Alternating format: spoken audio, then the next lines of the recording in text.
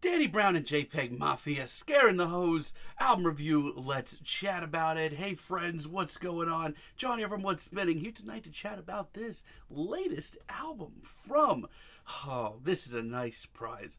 This is what I call a nice surprise. Here tonight to chat about this latest and first collaborative album from JPEGMAFIA and Danny Brown, two of the most eclectic and interesting names in modern hip-hop. Now, Danny has been an absolute obsession of mine since he dropped his Triple X mixtape. I've called it probably my favorite mixtape of all time, and his follow-up projects like Old and Atrocity Exhibition. Even you know what I'm saying, even I was a little let down by it, at the end of the day, these are all albums in modern hip-hop that you need to listen to. Now, JPEGMAFIA, on the other hand, I'm going to be totally blunt with you all, it took me a little while to warm up to his sound. I thought his Black Ben Carson project was a little bloated, and while I had some good ideas, I just thought the project was average overall. But like many, I kind of really turned myself around quite quick to him with the release of his Veteran album. I was totally immune to this album's charms, the noisy, wild-eyed, and abrasive charms, that is. And ever since, I've really warmed up to just about everything he's put out. I mean, All My Heroes Are Cornballs. Initially, I really liked the project. I did give it a positive review, but I've only liked it more ever since, and that goes double for his LP album that he put out a year or so ago. I didn't even review it at the time because I did not know it came out. That's on me, but it since has become maybe my favorite project of his, and maybe even his most consistent. Now, this is the coming together of two very eclectic and wild minds in hip-hop, and they did a great job of hyping this thing up. And they released it was coming out like a week and a half before it did, dropped 2 killer singles, and here we are. And this album, I'm not going to beat around the bush, this thing is a weirdo stroke of genius. This album starts off with Lean Beef Patty, one of the first singles dropped from this thing, and wow. This is an upbeat, wildly caffeinated, energetic track that just does not waste a single second. The booming beat that we get here is electric. This track is dripping with charisma and personality and great one-liners. I mean, Peggy, that Tony Khan line was certainly something. Yeah, you would be an AEW mark, wouldn't you? And again, he does hang out with Darby Allin. But listen, amongst this upbeat, energetic, wild instrumental, even Danny sounds hyped up. Just don't blink much because you will miss 10 tiny details. Steppa Pig is awesome as well, and one of the best names for a track I've heard in a long time. And I want to take a second to just say the sampling on this entire album is really a reason to listen to it on its own. That enough is very exciting. It's some of the most ambitious sampling that I've heard in a while, and everything sounds right at home. It sounds like it has purpose. I mean, they took this smooth R&B sample and turned it into a left field freakish jam. I love the cosmic synth, and the bulky beat that comes in this track is awesome. And we have this album's title track, Scaring the Hose, and I said it before, I'll say it again, do not blink because you will miss about 10 references and 20 great lines and 30 small details, and it is just, something you don't want to miss. Also, shout outs to the boys for sampling Dirty Beaches. Good move. But it does smooth out very quickly into another very ambitious, calculating left field banger. But it remains so freaking hyped. This is so exciting, and Danny and Peggy just really play off one another very well. I just dare you to try sitting still for this, because I can't. Garbage Pail Kids, it's great. I mean, these are two guys. We're looking at two artists that literally have done nothing but push boundaries in hip-hop since their debuts years ago.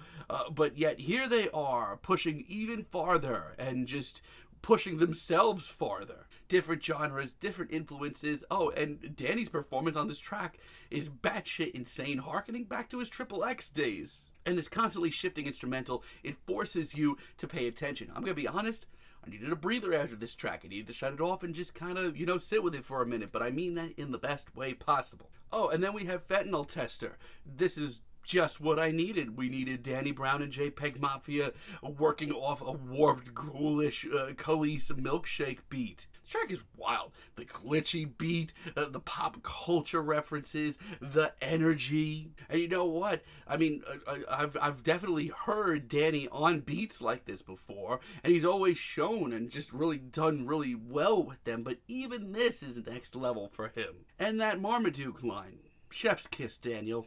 I mean, I don't want to overreact here, but I genuinely want this entire album on my cardio playlist, like, now. And the way that this album just constantly shifts, it already is a front runner for one of the more ambitious rap projects you're going to hear all year. And Burfict, on the other hand, this track, for some reason, comes armed with triumphant horns and pounding drums. It's lavish and really epic. I don't know what brought these two together. I know that they've worked a little bit in the past. I know that Peggy did work on Danny's You Know What I'm Saying album, but this album, this is what I needed right now. And Peggy on this beat sounds vicious, even pissed off. These two are bringing the best out of each other in the best way. God, they came so close. They came this close to making a perfect album. But I do have two tracks that I can't, really get with. Like, Shut Your Bitch Ass Up, Muddy Waters. This track, I can't ignore it. This beat is ugly as hell. It's one of the muddiest tracks here, and this production sucks. And Peggy's performance, it might be my least favorite of his here. And Ho, Heaven on Earth, it is my least favorite track here. This, just to me, all around, seems very phoned in, shockingly. I'm once again not into Peggy's performance, and this beat, I'm sorry, but it's shit. And Danny just sounds lost. Look, this is a wild album, but this track, there's no chemistry here. For the first time here, things just sound rushed and thrown together. It's disappointing. I think it's the worst track here. Outside of that, though, ladies and gentlemen, we have reached the best timeline. Orange Juice Jones. This track is awesome. It's a Michael Jackson sampling track, and it is done so well. The soulful sample, the hazy vibes, Danny's lackadaisical, completely stoned performance is fantastic. And it may be not as intense or wild-eyed as other tracks here, but the duo make up with it with personality, charisma, and more. And every bizarre, weirdo sample or break just continues to scratch all the itches. Then we have Kingdom Hearts Key featuring Red Veil, and this is like a rap nerd's fantasy. That's what this album is. The synth-heavy sample, the sampled vocals, Peggy's performance, which is one of his best here. This track is a damn freak show, and it does not continue to slow down because as it gets longer and progresses and gets even more far out, it is just plain freakish. And while all that's going on, it's oddly heartfelt, emotional, and tender as well. And as far as this one sort of feature that we get here, Red Veil actually sounds right at home.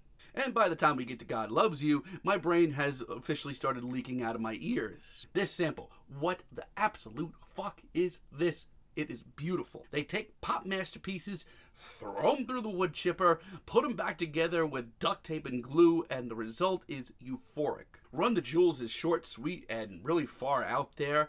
I was kind of worried that this track would be an incomplete thought, which you can argue that it is, but I do genuinely feel like Peggy and Danny make it work with the amount of charisma and energy they bring to the table. Jack Harlow combo meal really is fantastic as well. I mean, I would have loved to have been a fly on the wall in these brainstorming sessions. This is a rainy day jazz rap tune by the way of JPEGMAFIA and Danny Brown, and it is great. It is more somber and tragic and dreary, but it's just as electric and filled with personality.